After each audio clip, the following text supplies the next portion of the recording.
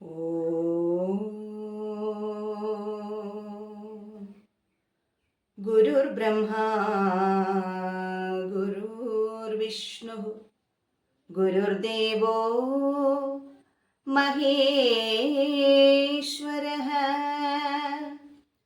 ഗുരു സാക്ഷാത് പരം ബ്രഹ്മ തസ്മൈ ശ്രീ ഗുരവേ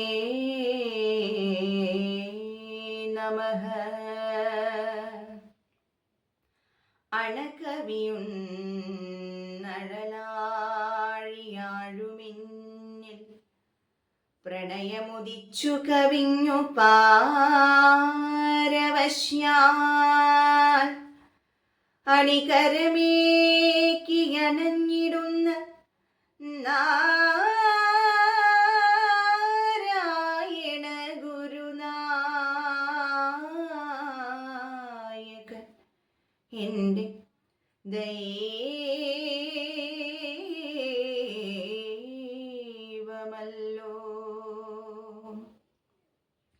ജയനാരായണ ഗുരുപ്രിയേ ശിവഗിരീശ്വരി ശാരദേ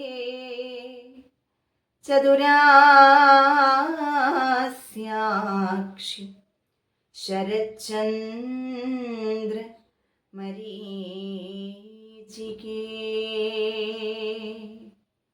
ഓം സഹനാവവതു സഹനൗ ഭുനക്തു സഹ വീര്യം കരവാവഹൈ തേജസ്വിനാവധീതമസ്തു മാ വിദ്വിഷാവഹൈ. ഓം ശാന്തി ശാന്തി ശാന്തി.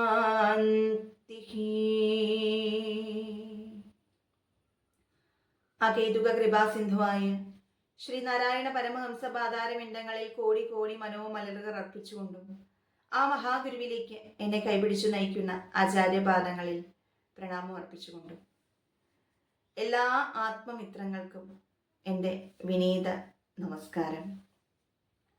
ഭഗവാൻ ശ്രീനാരായണ ഗുരുസ്വാമി തൃപ്പാദങ്ങൾ തൻ്റെ 73 സംവത്സര കാലത്തെ ജീവിത നാടകം കൊണ്ട് അന്യർക്ക് ഗുണം ചെയ്യുന്നതിനായി തൻ്റെ ആയുസ്സിനെയും വപുസിനെയും ബലിയർപ്പിച്ച് തൻ്റെ തിരുവുടല് പഞ്ചഭൂതങ്ങളിലേക്ക് വിലയം പ്രാപിപ്പിച്ചിട്ട് 98 സംവത്സരങ്ങളാകുന്നു. മഹാഗുരുവിൻ്റെ മഹാസമാധി ദിനമായി നാം ഇന്ന് ലോകമെമ്പാടുമുള്ള മഹാഗുരുവിൻ്റെ ഭക്തർ ആചരിക്കുകയാണ്. ഈ അവസരത്തിൽ ഭഗവാന്റെ മഹാസമാധിയെക്കുറിച്ചുള്ള ഒരു ചിന്തനം നടത്താം എന്ന് വിചാരിക്കുന്നു. ഒരു കാലഘട്ടം വരെയും നമ്മുടെ ശാഖകളിൽ അച്ചടിച്ചു വന്നിരുന്ന നോട്ടീസുകളിൽ ഗുരുവിൻ്റെ സമാധി ദിനാചരണം എന്ന് മാത്രമാണ് രേഖപ്പെടുത്തിയിരുന്നത്. എന്നാൽ ഇന്നത് മാറിയിട്ട് മഹാസമാധി ദിനം എന്ന് അച്ചടിച്ച് വരാൻ തുടങ്ങിയിട്ടുണ്ട്. അതിൻ്റെ കാരണം ഏറെക്കുറെ വ്യക്തമാണ്. കാലങ്ങൾ മുന്നോട്ട് പോകും തോറും ഗുരുവിനെ കുറിച്ച് കൂടുതൽ പഠിക്കുമ്പോൾ, ഗുരുവിൻ്റെ ദർശനത്തെക്കുറിച്ച് കൂടുതൽ അറിയുമ്പോൾ സമാധിയും മഹാസമാധിയും രണ്ടും രണ്ടാണെന്ന്, അഥവാ നിർവാണവും മഹാനിർവാണവും രണ്ടും രണ്ടാണ് എന്ന് നാം പഠിച്ചു കഴിഞ്ഞു. എങ്കിൽ കൂടി അതിനെക്കുറിച്ചുള്ള ഒരു വിശദമായ വിശകലനം നമുക്ക് ആവശ്യമാണ്. ശ്രീനാരായണ ഗുരുസ്വാമി തൃപ്പാദങ്ങൾ തൻ്റെ ഇനിമ, തൻ്റെ സ്വത്വം കൃത്യമായി അവിടുത്തെ തൃക്കരങ്ങൾ കൊണ്ട് രചിച്ചതും വായ്മൊഴിയായി നമുക്ക് അരുൾ ചെയ്ത് തന്നതുമായിട്ടുള്ള അവിടുത്തെ കൃതികൾക്കുള്ളിൽ കൃത്യമായി പറഞ്ഞു വെച്ചിട്ടുണ്ട്. അവിടുത്തെ തിരുദർശനം ഒരു മഹാജ്ഞാനി, ജ്ഞാനാഗ്നിയിൽ നിമഗ്നനായ ഒരു മഹാജ്ഞാനിയുടെ തലത്തിൽ നിന്നുകൊണ്ട് തന്നെ 10 വേർതിരിച്ച് 10 ദർശനങ്ങളായി സംസ്കൃത ഭാഷയിൽ തൃപാദങ്ങൾ അരുൾ ചെയ്ത് തന്ന ദർശനമാല എന്ന കൃതി. അതിലെ അവസാനത്തെ ദർശനം ആയ നിർവാണ ദർശനം പ്രതിപാദിക്കുന്നത് ഈ മഹാനിർവാണത്തെക്കുറിച്ച്, അഥവാ മഹാനിർവാണത്തിലേക്ക് എത്തുന്നത് യാതൊരുവനാണ് എന്നതിനെക്കുറിച്ചുള്ള ഒരു വിശദമായ വിശകലനമാണ്. ദർശനത്തിന്റെ പേര് നിർവാണ ദർശനം. അതിൽ നിർവാണം ദ്വിവിധം എന്നാണ് മഹാഗുരു അത് ആരംഭിച്ചിട്ടുള്ളത്. അഥവാ നിർവാണം 2 തരത്തിൽ സംഭവിക്കുന്നു. അതിനു മുൻപ് എന്താണ് നിർവാണം എന്നറിയേണ്ടിയിരിക്കുന്നു. ഈ ലോകവാസം കഷ്ടപ്പാട് കൂടാതെ കഴിഞ്ഞുകൂടുന്നതിനും ഒടുവിൽ നിന്റെ പരമപദം പ്രാപിക്കുന്നതിനും നിന്റെ അനുഗ്രഹം എന്നിലുണ്ടാകണമേ എന്ന് പ്രാർത്ഥിക്കാൻ മഹാഗുരു പഠിപ്പിച്ചു. അതിൽ ഭഗവാൻ അവസാനം പറഞ്ഞിട്ടുള്ള ആ പരമപദം ഒരു തരത്തിൽ പറഞ്ഞാൽ, മറ്റൊരു തരത്തിൽ പറഞ്ഞാൽ കോ നാമദേശകാജാതി കാ പ്രവൃത്തി കാ കിയദ്വയ ഇത്യാദിവാദോ പരതിർ യസ്യ തസ്യൈവ നിർവൃത്തിഹി. നീ ആരാണ്, നിന്റെ ദേശം ഏതാണ്, നിന്റെ ജാതി എന്താണ്, നീ എന്ത് തൊഴിൽ ചെയ്യുന്നു എന്ന ചോദ്യങ്ങളുടെ ഒന്നും ആവശ്യമില്ലാത്ത ഒരു മനുഷ്യ ശരീരത്തിന്റെ തലം ഉണ്ട്. അത് ഈ പരമപദം പ്രാപിക്കലാണ്. ആ പരമപദം പ്രാപിക്കലിനെ നിർവൃത്തി പഞ്ചകം എന്ന കൃതിയിൽ ഭഗവാൻ വിശേഷിപ്പിച്ചിട്ടുള്ള പേര് നിർവൃത്തി എന്ന് തന്നെയാണ്. ആ ആനന്ദക്കടൽ പൊങ്ങിത്താനേ പാഞ്ഞ് പരന്നൊഴുകുന്ന ആ അനുഭൂതി തലം, അതായത് തങ്ങളുടെ ആത്മാംശം എവിടെ നിന്നാണോ വന്നത് അവിടേക്ക് തന്നെ തിരിച്ച് ചേരുന്ന അവസ്ഥ. ഒരു ഉപ്പ് കട്ട ഉപ്പ് വെള്ളത്തിലേക്കിട്ടാൽ എപ്രകാരമാണോ അത് കുറച്ചു സമയത്തിന് ശേഷം അലിഞ്ഞ് ആ ഉപ്പ് വെള്ളത്തോട് താതാത്മ്യം പ്രാപിക്കുന്നത്, അതുപോലെ തൻ്റെ ആത്മാംശത്തെ അഥവാ പരമാത്മ ചൈതന്യത്തിൽ നിന്ന് വന്ന തൻ്റെ ആത്മാംശത്തെ ആ പരമാത്മ ചൈതന്യത്തോട് ലയിപ്പിക്കലാണ് നിർവാണം അഥവാ സമാധി എന്ന വാക്കുകൊണ്ട് ഉദ്ദേശിക്കുന്നത്. സമ്യക് അധീയതേ അസ്മിൻ ഇതി സമാധി. അങ്ങനെയാണ് ആചാര്യന്മാർ സമാധിയെ നമുക്ക് ഡിഫൈൻ ചെയ്തു തന്നിട്ടുള്ളത്, അഥവാ നിർവചിച്ചു തന്നിട്ടുള്ളത്. സമ്യക് എന്ന് പറഞ്ഞാൽ പൂർണ്ണമായും പരമാത്മ ചൈതന്യത്തോട് ലയിച്ചു ചേരുന്ന അവസ്ഥയാണ് സമാധി. ഇനി നാം അറിയേണ്ട കാര്യം, ഈ സമാധി എന്ന അവസ്ഥ ഏതെങ്കിലും സാധനാ മാർഗം ഉപയോഗിച്ച് സമാധി എന്ന അവസ്ഥയിലേക്ക് എത്തുന്നത് ഒരിക്കലും തൻ്റെ ശരീരം വെടിഞ്ഞതിന് ശേഷമല്ല. ഗുരുക്കന്മാരെ സംബന്ധിച്ചിടത്തോളം തൻ്റെ ശരീരം വെടിഞ്ഞതിന് ശേഷമല്ല, ജാഗ്രത അവസ്ഥയിൽ തന്നെ അഥവാ ഉണർന്നിരിക്കുന്ന അവസ്ഥയിൽ തന്നെ സംഭവിക്കുന്ന ഒന്നാണ് സമാധി അഥവാ നിർവാണം. ഈ നിർവാണം 2 വിധത്തിലുണ്ടെന്നാണ് ഭഗവാൻ നമുക്ക് പഠിപ്പിച്ചു തരുന്നത്. നിർവാണം ദ്വിവിധം, ശുദ്ധം അശുദ്ധം. ശുദ്ധ നിർവാണമുണ്ട്, അശുദ്ധ നിർവാണമുണ്ട്. അതില് അശുദ്ധ നിർവാണത്തെ ഭഗവാൻ വീണ്ടും 2ആയി തിരിച്ചിട്ടുണ്ട്.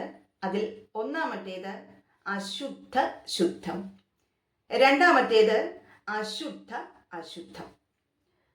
അശുദ്ധ ശുദ്ധം എന്ന നിർവാണ സ്ഥിതിയിലേക്ക് എത്തുന്നത് മുമുക്ഷുക്കളാണ്. അഥവാ മോക്ഷം എന്ന ആഗ്രഹത്തോടുകൂടി സാധനാമാർഗത്തെ വിനിയോഗിച്ച് പരമപദത്തിൽ ലയിക്കാൻ ശ്രമിക്കുന്ന മുമുക്ഷുക്കൾക്ക് സംഭവിക്കുന്ന സമാധി അവസ്ഥയെ അഥവാ നിർവാണ അവസ്ഥയെ വിളിക്കുന്ന പേരാണ് അശുദ്ധ ശുദ്ധം. അവിടെ ഒരു ആഗ്രഹമുണ്ട്. തൃപാദങ്ങൾ പറയുന്നുണ്ട്, അശുദ്ധ നിർവാണം എന്നത് വാസനയില് നിമഗ്നമാണ്. അഥവാ അതിൽ ഏതെങ്കിലും തരത്തിലുള്ള ഒരു വാസന ബാധിച്ചിട്ടുണ്ടായിരിക്കും. കാമ, ക്രോധ, ലോഭ, മോഹാദികൾ എന്ന് നമ്മൾ കേട്ടിട്ടുണ്ടല്ലോ. അപ്പൊ അതിൽ ഒരു ആഗ്രഹം എങ്കിലും അതിനെ ബാധിച്ചാൽ അത് അശുദ്ധ നിർവാണമായി മാറും. അപ്പോൾ മോക്ഷം കിട്ടുക എന്ന ആഗ്രഹത്തോടു കൂടി മാത്രം സാധനാ മാർഗം ഉപയോഗിച്ച് നിർവാണത്തിലേക്ക് അടയാൻ ശ്രമിക്കുന്നവരുണ്ട്. അപ്പൊ അവിടെയും ആഗ്രഹം ബാധിച്ചത് കൊണ്ട് അത് അശുദ്ധ നിർവാണത്തിലേക്ക് പെടും. എങ്കിലും അത് അശുദ്ധ ശുദ്ധം എന്ന ഗണത്തിലാണ് പെടുക. ഇനി 2ാമത്തെ വിഭാഗം അശുദ്ധ അശുദ്ധം. അത് സിദ്ധികാമികൾക്ക് സംഭവിക്കുന്ന അവസ്ഥയാണ്. അഥവാ സിദ്ധിയെ കാംക്ഷിച്ചുകൊണ്ട് എന്തെങ്കിലും ഒരു പ്രത്യേക ആഗ്രഹ സാധ്യത്തിനായി, തനിക്ക് സിദ്ധി കൈവരിക്കുന്നതിനായി, തൻ്റെ ശരീരത്തിന് ഒരു സിദ്ധി കൈവരിക്കുന്നതിന് വേണ്ടിയിട്ട് സാധിച്ചെടുക്കുന്ന സാധനാ മാർഗങ്ങൾ, യോഗമാർഗമാകാം, അല്ലെങ്കിൽ പൂജാതി മാർഗങ്ങളാകാം, യാഗാദി കർമ്മങ്ങളാകാം, ഏതെങ്കിലും മാർഗം ഉപയോഗിച്ചുകൊണ്ട് ഈ നിർവ്വാണത്തെ പ്രാപിക്കാൻ സാധിക്കുന്ന ആളുകളുടെ വിഭാഗമാണ് അശുദ്ധ അശുദ്ധ.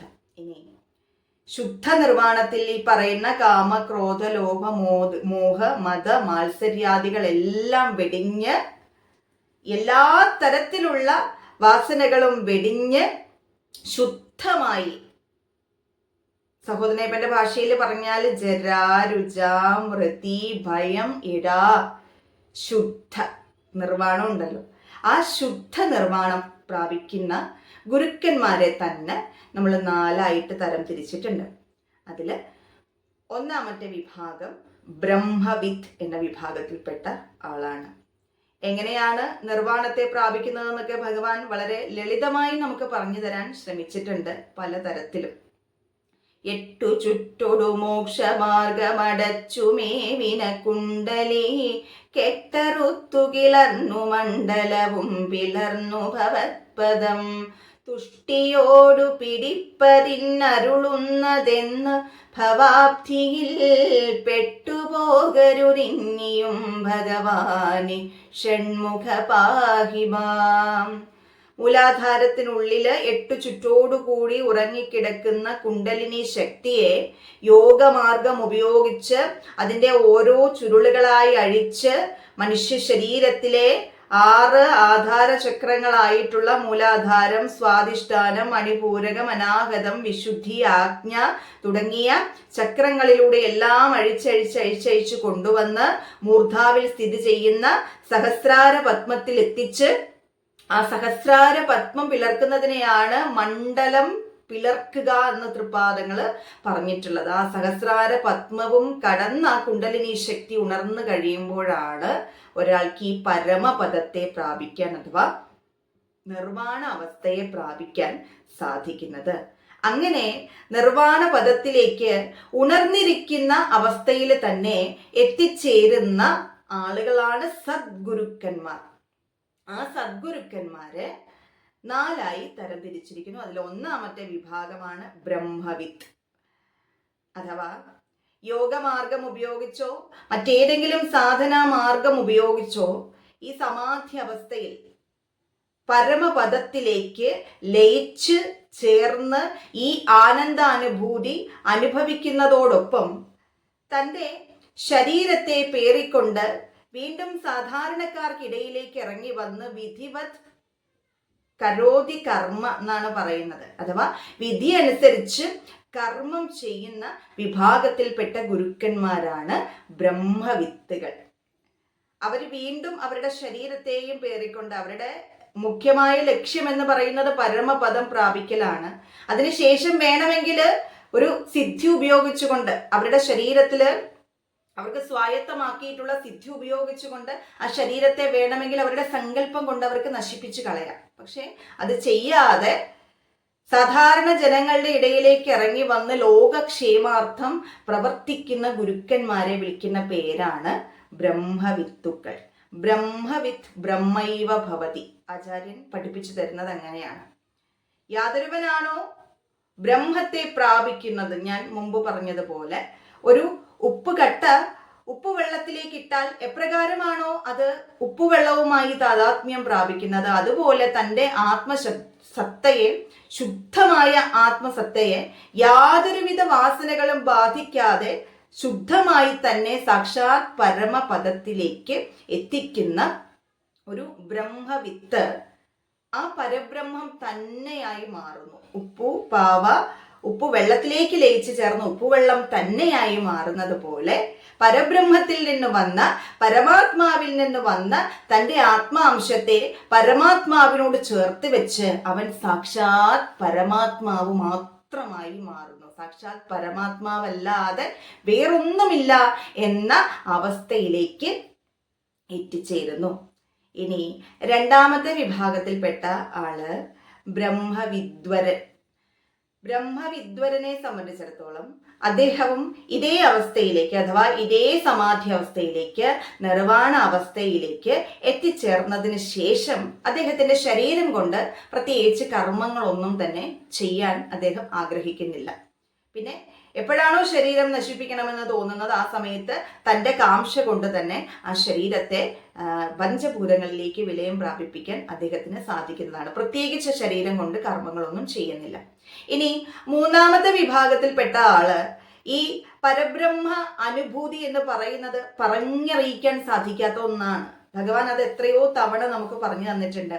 ആനന്ദക്കടൽ പൊങ്ങിത്താനേ പായുന്നിതാ പരന്നൊരു പോൾ ജ്ഞാനം കൊണ്ടതിലേറി പാനം ചെയ്യുന്നു പരമഹംസജനം.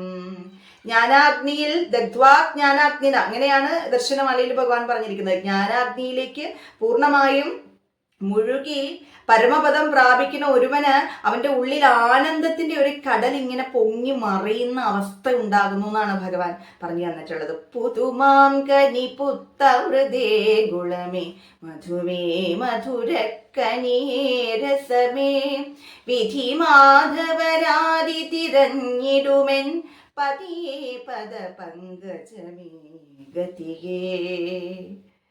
മാമ്പഴം തിന്നുമ്പോഴുള്ള മധുരമാണോ, ശർക്കര കഴിക്കുമ്പോഴുള്ള മധുരമാണോ, മറ്റേതെങ്കിലും മധുരക്കനി കഴിക്കുമ്പോഴുള്ള മധുരമാണോ, അമൃത് നുകരുമ്പോഴുള്ള മധുരമാണോ, അങ്ങനെ പറഞ്ഞറിയിക്കാൻ സാധിക്കാത്ത ഒരു ആനന്ദ അനുഭൂതി അനുഭവിച്ചുകൊണ്ടിരിക്കുന്നവരാണ് ഈ പരബ്രഹ്മ പദത്തിലേക്ക് എത്തി നിർവാണം പ്രാപിച്ച ഗുരുക്കന്മാർ. അപ്പൊ ആ നിർവാണം അവര് പ്രാപിച്ച ആ നിർവാണത്തിൽ മുഴുകിയിരിക്കുന്നത് കൊണ്ട് അഥവാ ആ ആനന്ദത്തിൽ മുഴുകിയിരിക്കുന്നത് കൊണ്ട് ശരീരബോധം പോലും നഷ്ടപ്പെട്ട് അതിങ്ങനെ ആസ്വദിച്ചിരിക്കുന്ന ഗുരുക്കന്മാരാണ് ബ്രഹ്മവിദ് വരീയാൻ എന്ന വിഭാഗത്തിൽപ്പെട്ട ഗുരുക്കന്മാർ. അവരെ ആരെങ്കിലും ഇങ്ങനെ ഇടയ്ക്ക് തട്ടി ഉണർത്തി എന്തെങ്കിലും ആഹാരമൊക്കെ കൊടുത്താൽ മാത്രം അവര് ആ ആഹാരം കഴിക്കും. വസ്ത്രം ധരിക്കാൻ പറഞ്ഞാൽ, നിർബന്ധിച്ചാൽ മാത്രം, ശരീരത്തോട് ഒരു കാംക്ഷയും ഇല്ലാത്ത, ശരീരത്തെക്കുറിച്ച് ഒരു ബോധവും ഇല്ലാതെ ഈ ആത്മാനന്ദത്തിൽ മിക്കവാറും അവരിങ്ങനെ മുഴുകി ആ രസത്തെ ഇങ്ങനെ നുകർന്നുകൊണ്ടിരിക്കുകയായിരിക്കും. നുകർന്ന് ഇരിക്കുന്ന ഒരവസ്ഥയായിരിക്കും. തണ്ടാരിൽ വീണ് മധു കൊണ്ടിങ്ങനെ ആരമിച്ചിരിക്കുന്ന ഒരു വണ്ടിനെ പോലെ ഇരിക്കുകയാണ് ഈ പറഞ്ഞ ബ്രഹ്മവിദ് വരീയാൻ എന്ന അവസ്ഥയിലേക്ക് എത്തിയ സുഹൃതിയായ മഹാഗുരു. അപ്പൊ ആ ഗുരുവിനെ സംബന്ധിച്ചിടത്തോളം ഗുരുവിനെ ആരെങ്കിലും തട്ടി ഉണർത്തിയാൽ മാത്രമേ ആ അവസ്ഥയിൽ നിന്ന് അദ്ദേഹം മോചിതനാവുകയുള്ളൂ. ഇനി അവസാനത്തെ തലമാണ് ബ്രഹ്മവിദ് വരിഷ്ഠൻ എന്ന അവസ്ഥ. അപ്പോൾ ആ ബ്രഹ്മവരിഷ്ഠൻ എന്ന അവസ്ഥയിലേക്ക് എത്തിയ ആളെ സംബന്ധിച്ചിടത്തോളം അദ്ദേഹത്തിന് ഒരിക്കൽ പോലും ശരീരത്തെക്കുറിച്ച് ബോധമേ ഉണ്ടാവില്ല. ആ ശരീരം നശിച്ചു പോകുന്നത് പോലും അദ്ദേഹം അറിയുകയില്ല. ഇങ്ങനെ നാലവസ്ഥയിലൂടെ കടന്നു പോകുന്ന മഹാഗുരുക്കന്മാരെ സംബന്ധിച്ചിടത്തോളം അവർ തീർച്ചയായും സാക്ഷാത് ബ്രഹ്മം തന്നെയാണ്. അതുകൊണ്ടാണ് വേദവ്യാസ മഹാമുനി പഠിപ്പിച്ചത് ഗുരു സാക്ഷാത് പരം ബ്രഹ്മ എന്ന്. പരബ്രഹ്മത്തെ പ്രാപിക്കുന്ന ഗുരുക്കന്മാര് എന്നും പരബ്രഹ്മം തന്നെ ആയിരിക്കും. ആ പരബ്രഹ്മ അനുഭൂതി നുകർന്ന് സദാ ആനന്ദ മാത്രം എന്നൊക്കെ ഭഗവാൻ പറയുന്നത് പോലെ ആ സദാ ആനന്ദത്തിൽ മുഴുകിയിരിക്കുന്ന, ആനന്ദ അഗ്നിയിൽ മുഴുകിയിരിക്കുന്ന സാക്ഷാത് പരബ്രഹ്മം തന്നെയാണ്. ആ സാക്ഷാത് പരബ്രഹ്മ അവസ്ഥയിൽ തന്നെ ഇരുന്നു കൊണ്ട് ലോകക്ഷേമാർത്ഥം പ്രവർത്തിക്കുന്ന മഹാഗുരുക്കന്മാരായ ബ്രഹ്മവിത്തുകളുടെ വിഭാഗത്തിൽപ്പെട്ട മഹാഗുരുവാണ് ശ്രീനാരായണ ഗുരുസ്വാമി തൃപാദങ്ങൾ. ബ്രഹ്മവിത്തിന് ഒരു ദേവതയ്ക്കുള്ള എല്ലാ സിദ്ധിയുമുണ്ട്. അക്ഷരം തെറ്റാതെ ഭഗവാൻ എന്ന് വിളിക്കാം. ഐശ്വര്യം, ശ്രീ, യശസ്, ജ്ഞാനം, വൈരാഗ്യം തുടങ്ങിയ ഭഗങ്ങളെല്ലാം ഒത്തുചേർന്നവനാണ് ബ്രഹ്മവിത്തായിട്ടുള്ള ഒരു മഹാഗുരു. അഷ്ട ഐശ്വര്യ സിദ്ധികളും നിറഞ്ഞു നിൽക്കുന്നവനാണ് ഒരു മഹാഗുരു. അണിമ, മഹിമ, ലഘിമ, ഗരിമ, ഈശിത്വം, വശിത്വം, പ്രാകാശ്യം, പ്രാപ്തി, ഇതെല്ലാം നിറഞ്ഞു നിൽക്കുന്നവനാണ് ഒരു മഹാഗുരു. ആ മഹാഗുരുവിനെ സംബന്ധിച്ചിടത്തോളം തൻ്റെ ശരീരം എപ്പോൾ വേണമെങ്കിലും, തൻ്റെ തിരുവുടലിനെ എപ്പോൾ വേണമെങ്കിലും പഞ്ചഭൂതങ്ങളിലേക്ക് വിലയം പ്രാപിപ്പിക്കാമായിരുന്നു. നമുക്കറിയാം ഭഗവാൻ ഈ ഒരു നിർവാണ അനുഭൂതി നുകർന്ന് തുടങ്ങിയത് ഏതാണ്ട് 40-ാമത്തെ വയസ്സിൽ മരുത്വാമലയിൽ വെച്ചിട്ടാണ് എന്ന് നമുക്ക് അറിയാവുന്ന കാര്യമാണ്. അവിടെ നിന്ന് വീണ്ടും തൻ്റെ തിരുവുടലും പേറിക്കൊണ്ട് വിധിവത് കർമ്മം ചെയ്യണം എന്ന അഭിവാഞ്ച ഭഗവാൻ ഉണ്ടായിരുന്നത് കൊണ്ട് കഷ്ടം ദീനം പിരിച്ചും അതിരി അത് കുടിച്ചും കിടക്കുന്ന ലോകരെ ഉത്തിഷ്ടോത്തിഷ്ട ശീഘ്രം നദിയിൽ മുഴുക്കുന്നതിന് വേണ്ടിയിട്ട് ഭഗവാൻ നമ്മുടെ ഇടയിലേക്ക് ഇറങ്ങി വന്നു. അനേകം ശിഷ്യന്മാരെ സമ്പാദിച്ചു. സന്യസ്തരും ഗൃഹസ്ഥരുമായ അനേകം ശിഷ്യഗണങ്ങളെ ഭഗവാൻ സമ്പാദിച്ചു. അന്യർക്ക് ഗുണം ചെയ്യുന്നതിന് വേണ്ടി തൻ്റെ തിരുവുടലിനെ ഭഗവാൻ വിനിയോഗിച്ചു. തൻ്റെ മുന്നിലേക്ക് ശരണം ആശ്രയിച്ച് ആരൊക്കെ എത്തുന്നുവോ, എന്തൊക്കെ ആവശ്യങ്ങൾ അവർ പറഞ്ഞിട്ടുണ്ടോ, ആ ആവശ്യങ്ങളൊക്കെ ഭഗവാൻ നിർവഹിച്ച് കൊടുത്തിട്ടുണ്ട്. ഭഗവാന്റെ മഹാസമാധി എന്നത് ലോകമെമ്പാടുമുള്ള മഹാഗുരുവിന്റെ ഭക്തന്മാർക്ക് സഹിക്കാവുന്നതിലും അപ്പുറത്തുള്ള ഒരു കാര്യമായിരുന്നു. ഒരു കാലഘട്ടം കൊണ്ട് തന്നെ, അരിവുപുറത്തേക്ക് വന്നതിന് ശേഷം ഒരു കാലഘട്ടം കൊണ്ട് തന്നെ ലോകമെമ്പാടുമുള്ള ജനങ്ങളുടെ ഇടയിലേക്ക് ശ്രീനാരായണ ഗുരുവും ശ്രീനാരായണ ഗുരുവിന്റെ ദർശനവും ശ്രീനാരായണ ധർമ്മവും ഒക്കെ പകർന്നു തുടങ്ങിയിരുന്നു. ഭഗവാന്റെ ഷഷ്ടിപൂർത്തി ആഘോഷം സിംഗപ്പൂര്, ബർമ്മ തുടങ്ങിയ, ശ്രീലങ്ക തുടങ്ങിയ അന്യ രാജ്യങ്ങളിൽ പോലും ആഘോഷിച്ചിരുന്നതായിട്ട് നമുക്കറിയാവുന്നതാണ്. അതുകൊണ്ട് തന്നെ ഭഗവാൻ മഹാസമാധിസ്ഥനായതിനു ശേഷവും ആ നാടുകളിലൊക്കെയുള്ള ആളുകള് ഭഗവാനെ കാണാനും ഭഗവാനുമായിട്ട് ബന്ധപ്പെട്ട് ഭഗവാന്റെ മഹാസമാധിയുമായിട്ട് ബന്ധപ്പെട്ട നാരായണ ബലിയിൽ പങ്കെടുക്കാനും, മണ്ഡല മഹോത്സവം അത് നടക്കാതെ പോയൊരു കാര്യമാണ് എങ്കിൽ പോലും ആ മണ്ഡല മഹോത്സവത്തിൽ പങ്കെടുക്കാനും ഒക്കെ ആഗ്രഹിച്ച് നാടിൻ്റെ നാനാഭാഗത്തു നിന്നും ആളുകൾ ഭഗവാനെ തേടി ഭഗവാനെ ശരണം പ്രാപിച്ച് എത്തിയിരുന്നു. ഇനി നമുക്കൊക്കെ ഉള്ളൊരു സംശയമാണ്, മിക്കവാറും ആളുകൾക്ക്, എല്ലാവർക്കും അല്ല എങ്കിലും ഒരു വിഭാഗം ആളുകൾക്കുള്ള ഒരു സംശയമാണ്, ഭഗവാൻ ഇങ്ങനെ പരബ്രഹ്മ സ്വരൂപനായി വിരാജിച്ചിരുന്നത് മഹാസമാധിസ്ഥനാകുന്നതിന് മുൻപ് വരെ മാത്രമാണോ? അതിനുശേഷം ഭഗവാൻ അങ്ങനെ ഒരു അവസ്ഥയെ പ്രാപിക്കുന്നുണ്ടോ എന്നൊക്കെ. നാം ശരീരമല്ല അറിവാകുന്നു, ശരീരമുണ്ടാകുന്നതിന് മുൻപിലും അറിവായ നാം ഉണ്ടായിരുന്നു, ഇനി ഇതൊക്കെയും ഇല്ലാതെ പോയാലും നാം ഇപ്രകാരം പ്രകാശിച്ചുകൊണ്ട് തന്നെ ഇരിക്കും എന്ന് ഭഗവാൻ അരുൾ ചെയ്തിട്ടുണ്ട്. നാം ദൈവത്തിന്റെ പ്രതിപുരുഷനാകുന്നു എന്ന് അരുൾ ചെയ്തിട്ടുണ്ട്. ശിവഗിരി തീർത്ഥാടനത്തിന് അനുമതി തേടി ഭഗവാന്റെ അടുത്തേക്ക് ആളുകൾ വന്നപ്പോ അതിലൊരു ഭക്തൻ ഭഗവാനോട് പറഞ്ഞത്, എന്നും അവിടുത്തെ തിരുസാന്നിധ്യം ഞങ്ങളോടൊപ്പം ഉണ്ടാകണമെന്നാണ്. അപ്പോൾ ഭഗവാൻ എടുത്തങ്ങോട്ട് ചോദിക്കുന്നുണ്ട്, എന്നും? അപ്പോൾ അതേ സ്വാമി എന്ന് പറയുമ്പോൾ എന്നും ഉണ്ടാകുമെന്ന് ഭഗവാൻ ആംഗ്യഭാഷയിലൂടെ അവരോട് പറഞ്ഞിരുന്നു. അങ്ങനെ ഇന്നും ശിവഗിരി കുന്നിൽ ചെന്നാൽ ഭഗവാന്റെ ആ സാന്നിധ്യം നമുക്ക് എടുത്തറിയാൻ സാധിക്കുന്ന ഒരു കാര്യം തന്നെയാണ്. ശ്രദ്ധിച്ചാൽ മനസ്സിലാവും. തീർത്ഥാടന സമയമാവട്ടെ, ഇനി ഈ മഹാസമാധി ദിനത്തിൽ തന്നെ ഭഗവാന്റെ തിരുസന്നിധി തേടി ലക്ഷോപലക്ഷം ആളുകളാണ് ശിവഗിരി കുന്നിലേക്ക് ഒഴുകിയെത്തുന്നത്. അവിടെ എത്തിയാൽ ഏതെങ്കിലും ഒരു സ്ഥലത്ത് പോയി കണ്ണടച്ച് മാറിയിരുന്ന് ഒന്ന് ഭഗവാനെ മനസ്സിൽ സങ്കല്പിച്ചാൽ അല്ലെങ്കിൽ ധ്യാനിച്ചാൽ നമുക്ക് മനസ്സിലാകും അവിടെ ഉണ്ടാകുന്ന ഈ ബഹളങ്ങളൊന്നും ആ അന്തരീക്ഷത്തെ ബാധിച്ചിട്ടില്ല എന്ന്. അതിന്റെ കാരണം എന്താണ്? ഭഗവാൻ ഈ ആനന്ദ സ്വരൂപനായി, ഈ ആനന്ദത്തിൽ പുതുമാങ്കനി, പുത്തമൃത്, ഗുളം, മധുരം, മധുരക്കനി, ഇതൊന്നുമല്ലാത്ത ഒരു അമൃതിനെ നുകർന്നുകൊണ്ട് അഥവാ ആനന്ദ അനുഭൂതിയെ ആസ്വദിച്ചുകൊണ്ട് ആനന്ദ സ്വരൂപനായി ഭഗവാൻ അവിടെ വിരാജിക്കുകയാണ്. അങ്ങനെ വിരാജിക്കുമ്പോൾ ഭഗവാനിൽ നിന്ന് പ്രസരിക്കുന്ന ആ ആനന്ദത്തിന്റെ കണികകള് ആ അന്തരീക്ഷത്തിലെ കാന്തിക വലയത്തില് ഇങ്ങനെ വിരാജിച്ച് നിൽക്കുന്നത് കൊണ്ട്, അല്ലെങ്കിൽ അതിലേക്ക് ഇങ്ങനെ പ്രവഹിച്ചു കൊണ്ടിരിക്കുന്നത് കൊണ്ടാണ് നമുക്കും അവിടെ ചെല്ലുമ്പോൾ നമ്മുടെ ദുഃഖങ്ങളൊക്കെ മറന്ന് ആ ആനന്ദ അനുഭൂതി നുകരാൻ സാധിക്കുന്നത്. അതിൽ പരം എന്ത് ആനന്ദമാണ് നമുക്കുള്ളത്? ഭഗവാൻ ഇന്ന് മഹാസമാധി സ്ഥാനം ആയി നേരത്തെ തന്നെ നിശ്ചയിച്ചിട്ടുള്ള ആ സ്ഥലത്തെ വിശേഷിപ്പിച്ചത് സ്വർഗം എന്നാണ്. നമുക്കറിയാം, മത മഹാപാഠശാല സ്ഥാപിക്കുന്നതിനാണ് ആദ്യം ആ സ്ഥലം നിശ്ചയിച്ചിരുന്നത്. പിന്നീട് കാശി സിദ്ധൻ എന്ന ഒരു സിദ്ധൻ അവിടെ എത്തി അത് ഭഗവാന്റെ മഹാസമാധി സ്ഥാനമാകുമെന്ന് പ്രവചിച്ചതിന് പ്രകാരമാണ് പിന്നീട് ഭഗവാന്റെ മഹാസമാധി സ്ഥാനമായി ആ സ്ഥാനത്തെ നിശ്ചയിച്ചിട്ടുള്ളത്. അവിടേക്ക് ചെല്ലുമ്പോഴുണ്ടാകുന്ന ആ ആനന്ദാനുഭൂതി, അവിടേക്ക് ചെന്ന് നിന്നാൽ നമുക്ക് ഭഗവാൻ ചൊരിയുന്ന കൃപ, ജ്ഞാനം, ഇതൊക്കെ ഇപ്പോഴും അവിടെ ചെന്നാൽ നമുക്ക് ലഭിക്കും എന്ന കാര്യത്തിൽ ഒരു സംശയവും വേണ്ട. വളരെ ബുദ്ധിമുട്ടിയിരുന്ന അവസ്ഥയിലും ഭഗവാൻ ആരെയും കൈവിട്ട ചരിത്രം ഉണ്ടായിട്ടില്ല. ഏതാണ്ട് വൈക്കം സത്യാഗ്രഹത്തോടനുബന്ധിച്ച് വൈക്കത്ത് വെല്ലൂർ മഠത്തിൽ വിശ്രമിക്കുന്ന സമയത്താണ് ഭഗവാന് രോഗം മൂർച്ഛിക്കുന്നത്. ശാരീരികമായി വലിയ ബുദ്ധിമുട്ട് ഭഗവാൻ പിന്നീട് അങ്ങോട്ട് ഏതാണ്ട് 1927-28 കാലഘട്ടത്തോടു കൂടി ഭഗവാൻ ശാരീരികമായി വല്ലാതെ വിഷമിച്ചിരുന്നു എന്ന് ഭഗവാന്റെ തിരുചരിതാമൃതം പരിശോധിക്കുമ്പോൾ നമുക്ക് മനസ്സിലാകുന്ന കാര്യമാണ്. വെല്ലൂർ മഠത്തിൽ വെച്ചാണ് ഭഗവാന് പ്രോസ്റ്റേറ്റൈറ്റിസ് അഥവാ പ്രോസ്റ്റേറ്റ് ഗ്രന്ഥിക്കുള്ള വീക്കം ഉണ്ടായിരുന്നു, ഹെർണിയയുടെ പ്രശ്നം ഉണ്ടായിരുന്നു, അതോടൊപ്പം ശ്വാസകോശത്തിന് പ്രശ്നമുണ്ടായിരുന്നു എന്ന് അറിയാൻ സാധിക്കുന്നു. ഈ ഹെർണിയയും പ്രോസ്റ്റേറ്റൈറ്റിസും ഉണ്ടായിരുന്നത് കൊണ്ട് തന്നെ മലവും മൂത്രവും പോകാൻ ഭഗവാൻ നന്നേ ബുദ്ധിമുട്ടിയിരുന്നു. പിന്നീട് അടിവയറ്റില് അസഹ്യമായ വേദന ഭഗവാന് ഉണ്ടായി. അതിൻ പ്രകാരമാണ് ഭഗവാനെ വൈക്കത്ത് നിന്ന് തൃശ്ശൂരേക്കും പിന്നീട് അവിടെ നിന്ന് പാലക്കാട്ടേക്കും ഡോക്ടർമാർ കൊണ്ടുപോകുന്നത്.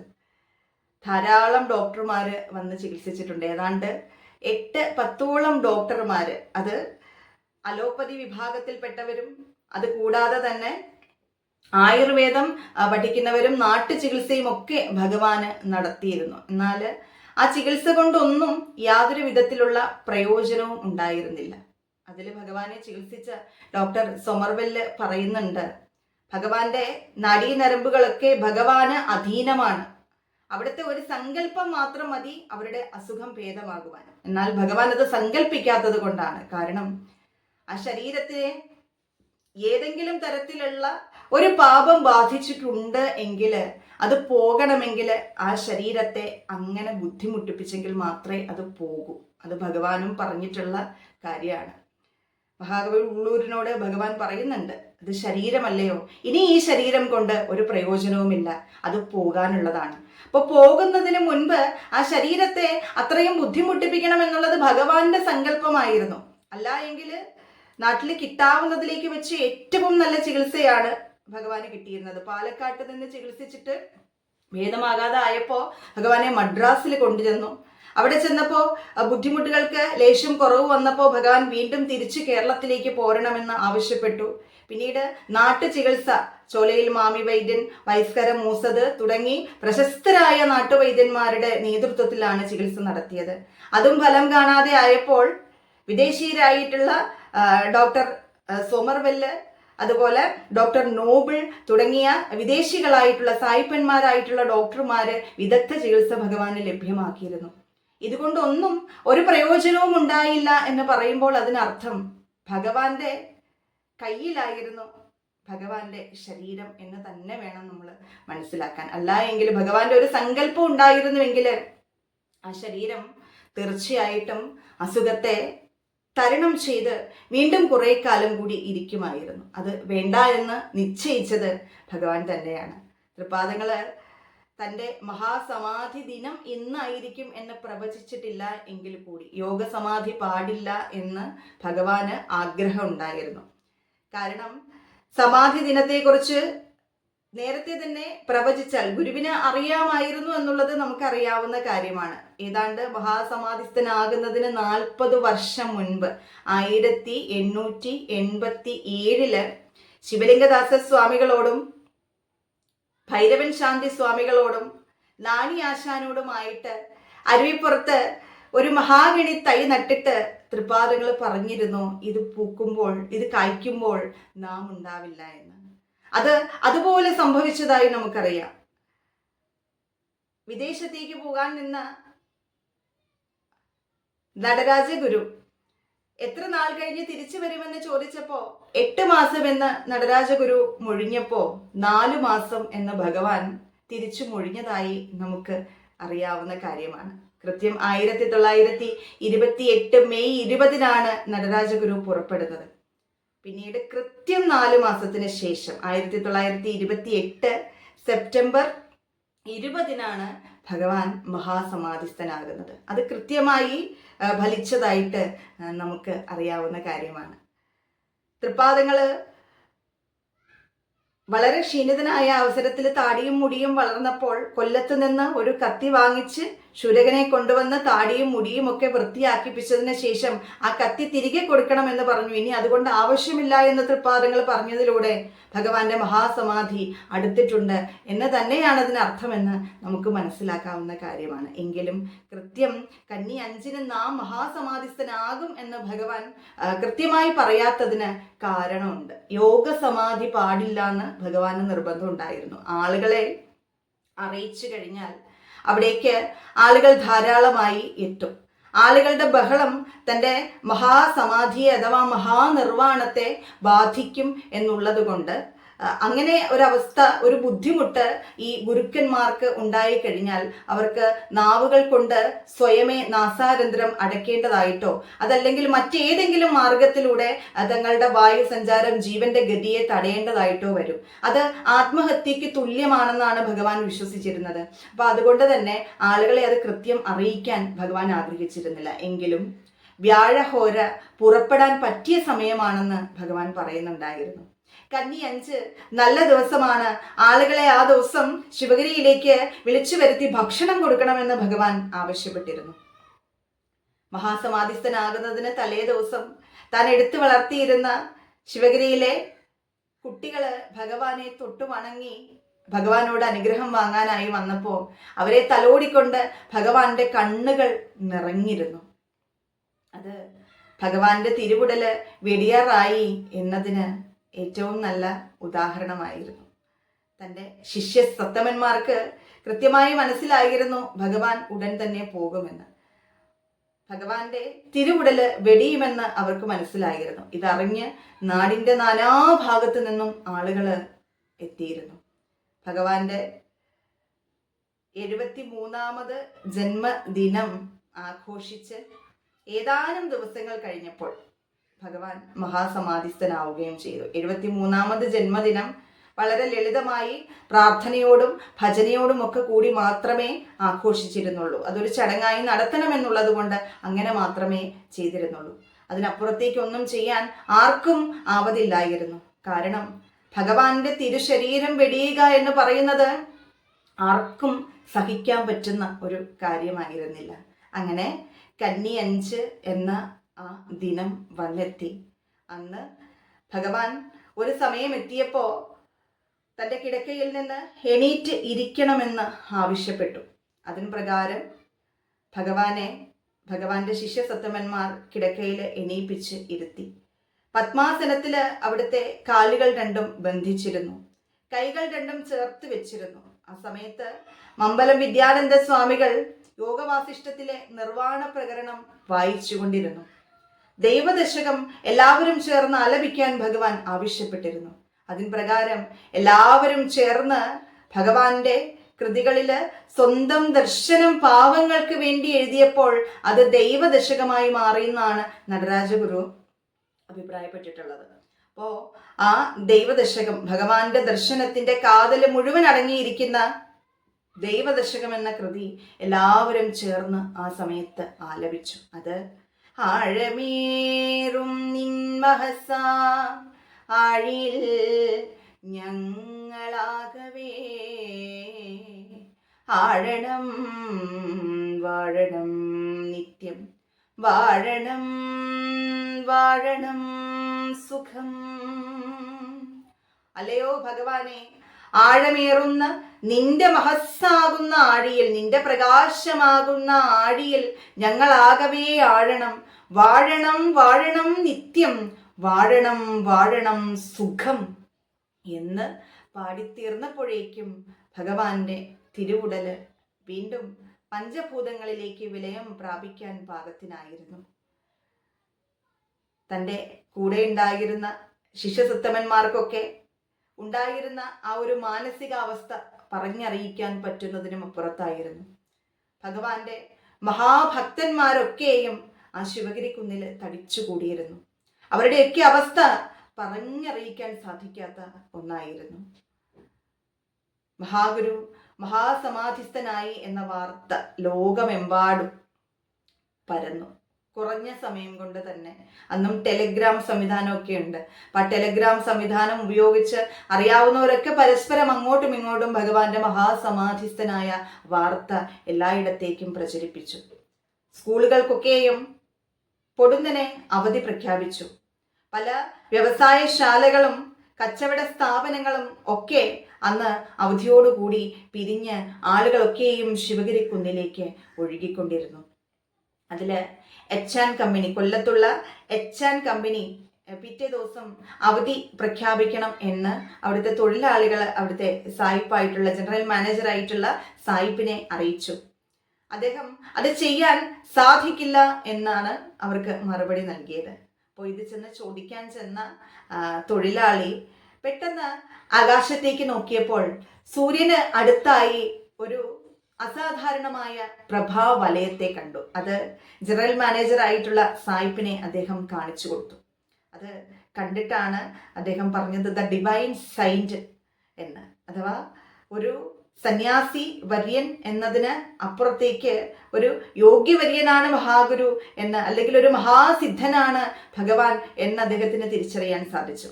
പൊടുന്നനെ തന്നെ അദ്ദേഹം കമ്പനിക്ക് അവധി പ്രഖ്യാപിച്ചു. അങ്ങനെ അതേ ദിവസം ഉദിച്ചുയർന്ന് സൂര്യനോടൊപ്പം മറ്റൊരു സൂര്യനെ കൂടി പലരും ദർശിച്ചു. അതില് പ്രധാനപ്പെട്ട ഒരാളാണ് ഭഗവാന്റെ ശിഷ്യനായിട്ടുള്ള വിദ്യാനന്ദ സ്വാമികൾ. അതോടൊപ്പം തന്നെ അച്യുതാനന്ദ സ്വാമികൾ. ഭഗവാൻ മഹാസമാധിസ്ഥനായതിന് 3 ദിവസം കഴിഞ്ഞപ്പോൾ താൻ അനന്തരഗാമിയായി പ്രഖ്യാപിച്ച ബോധാനന്ദ സ്വാമികളും മഹാസമാധിയെ കൈവരിച്ചു എന്ന് നമുക്ക് അറിയാവുന്ന കാര്യമാണ്. അതിനോടനുബന്ധിച്ച് ഭഗവാന്റെ മഹാസമാധിയും അതുമായി ബന്ധപ്പെട്ട മറ്റു കാര്യങ്ങളും മുന്നോട്ട് നടത്തുന്നതിന് വേണ്ടിയിട്ട് മറ്റൊരാളെ അനന്തരഗാമിയായി പ്രഖ്യാപിക്കണമെന്ന്, അല്ലെങ്കിൽ മഠാധിപതിയായി പ്രഖ്യാപിക്കണം എന്ന് ഉള്ളത് കൊണ്ട് തന്നെ അതിനായി തിരഞ്ഞെടുത്തത് അച്യുതാനന്ദ സ്വാമികളെ ആയിരുന്നു.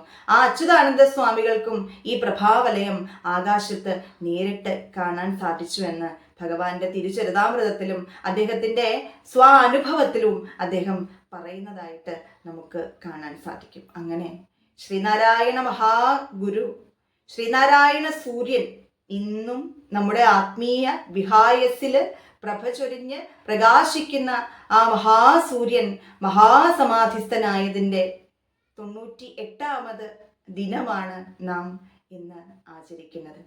സഹോദരനയ്യപ്പന്റെ ഭാഷയിൽ പറഞ്ഞാൽ ജരാരുജാമൃതി ഭയമേഴ ശുദ്ധയശോ നിർവാണത്യടഞ്ഞ സദ്ഗുരു ജയനാരായണ ഗുരുസ്വാമിൻ ദേവ ജയ ഭഗവാനേ ജയ ജഗദ്ഗുരു.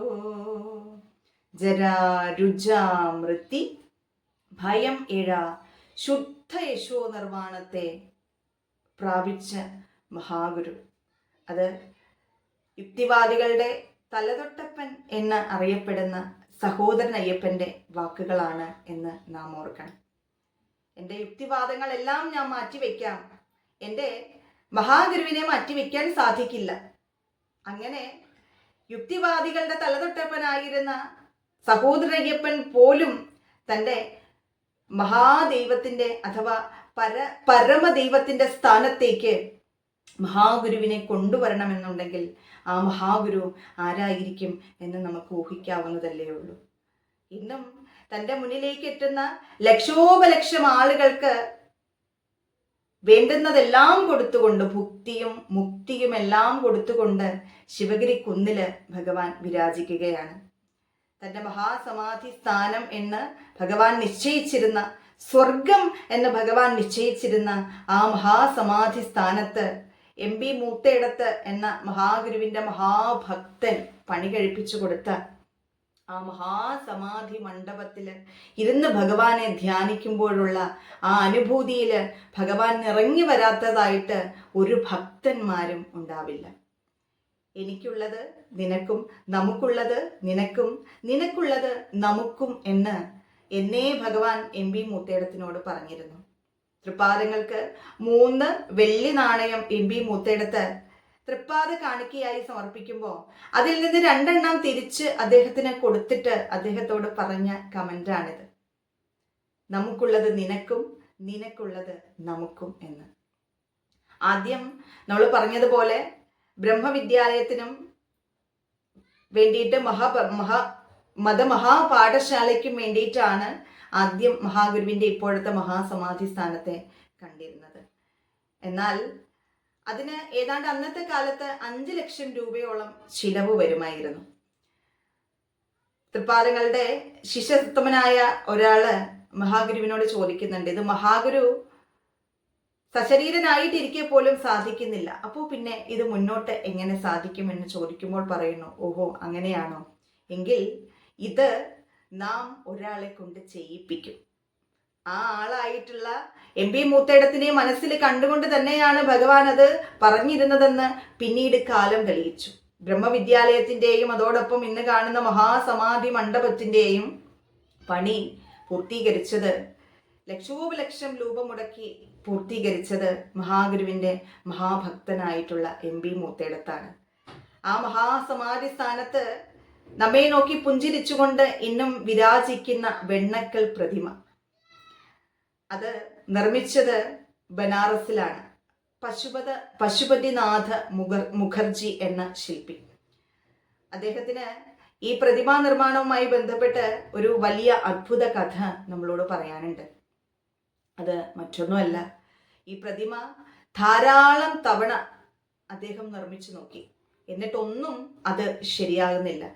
അതിന്റെ മോഡല് നിർമ്മിച്ച് ഇവിടെ നിന്ന് കൊടുത്തിട്ട് കൂടി അദ്ദേഹത്തിന് അത് കണ്ടിട്ട് നിർമ്മിക്കാൻ സാധിക്കുന്നുണ്ടായിരുന്നില്ല.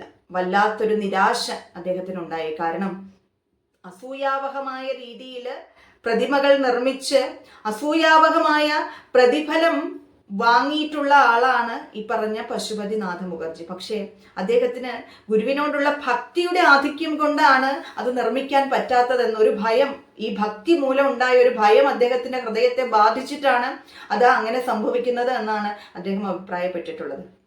അങ്ങനെ പിന്നീട് ഭഗവത് ശിഷ്യനായിട്ടുള്ള ശ്രീനാരായണ തീർത്ഥർ സ്വാമികള് അദ്ദേഹത്തെ വാരണാസിയിൽ ചെന്ന് കാണുന്നു. ശ്രീനാരായണ തീർത്ഥർ സ്വാമികളുമായിട്ട് പശുപതിനാഥ മുഖർജി സംസാരിക്കുന്നു. അതിനുശേഷം ശ്രീനാരായണ തീർത്ഥർ സ്വാമികൾ അവിടെ നിന്നും തിരികെ പോയതിനു ശേഷം പിറ്റേ ദിവസം പശുപതിനാഥ മുഖർജി ആ വിഗ്രഹം, ഇന്ന് നമ്മൾ കാണുന്ന മഹാഗുരുവിന്റെ വെണ്ണക്കൽ വിഗ്രഹം നിർമ്മിച്ച് പൂർത്തീകരിച്ചിരുന്നു.